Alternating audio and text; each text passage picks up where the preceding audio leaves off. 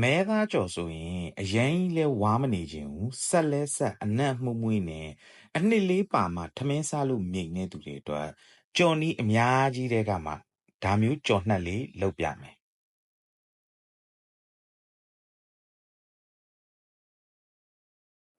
ကဲအရင်ဆုံးအမဲသားကိုတေချာရေးဆေးပြီး pressure cooker ထဲဂျင်းကြက်သွန်ဖြူလေးထည့်ပြီးမိနစ်20လောက်အရင်ဆုံးပြုတ်လိုက်မယ်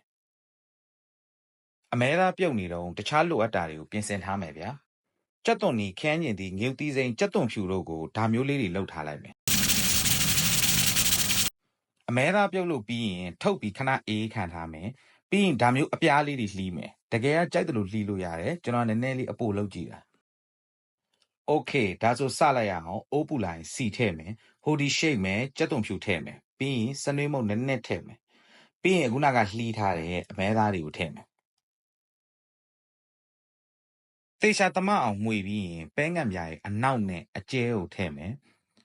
ဒါနဲ့ဒါတူးသွားတာမဟုတ်ဘူးနော်ပဲငံ့ပြားရဲ့အနောက်ကအဲ့လိုပဲအယောင်ရဲစေတယ်ကြိုပြောတာခမားတို့ကြောက်လို့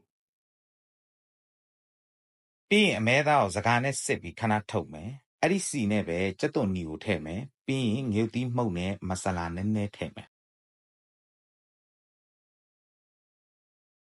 အခုခန်းကျင်သီးကိုထည့်မယ်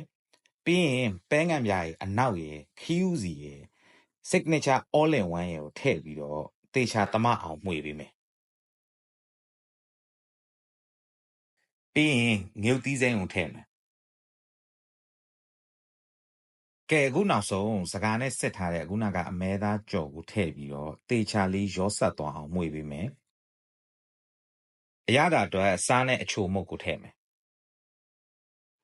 မီးအလဲလက်နဲ့မိနစ်အနည်းငယ်လောက်ထားပြီးကြက်သွားပြီဆိုရင်တော့ပြီးပါပြီလှုပ်ရှားကြည့်ပါအရန်ကောင်းပါတယ်